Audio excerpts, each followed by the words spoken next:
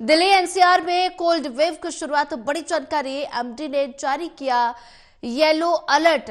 आज और कल के लिए जारी किया येलो अलर्ट। न्यूनतम तापमान पहुंचा 4.5 डिग्री सेल्सियस। बच्चों और बुजुर्गों का विशेष ध्यान रखने की सलाह।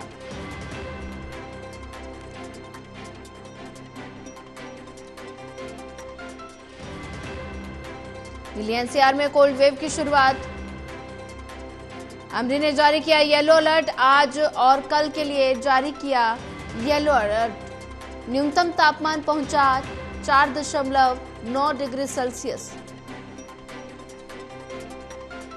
और ऐसे में बच्चों और बुजुर्गों का विशेष ध्यान रखने की सलाह भी दी गई है। दिल्ली एनसीआर में कोल्ड वेव की शुरुआत हो चुकी है और ऐसे में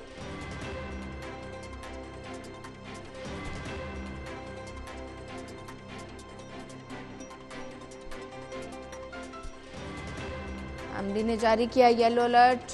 आज और कल के लिए जारी किया येलो अलर्ट। और ऐसे में न्यूनतम तापमान 4.9 डिग्री सेल्सियस पहुंचा।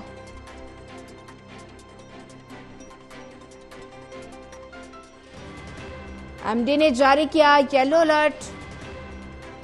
आज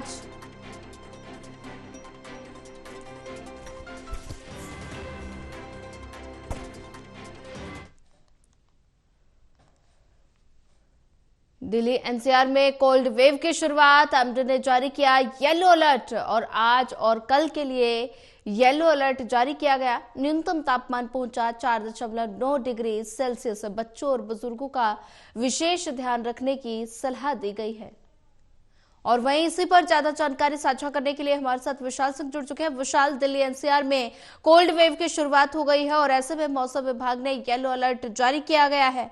और साथ ही बता दें कि बच्चे और बुजुर्गों को इससे बचने की सलाह दी गई है और क्या कुछ गाइडलाइन जारी की गई है। जी देखिए, मौसम विभाग ने आज और कल के लिए दिल्ली और एनसीआर में येलो अलर्ट जारी किया है, जो कि साफ तौर पर कोल्ड वेव की स्थिति को दर्शा रहा है, क्योंकि न्यूनतम पारा जो है 4 डिग्री से भी कम दर्ज किया गया है।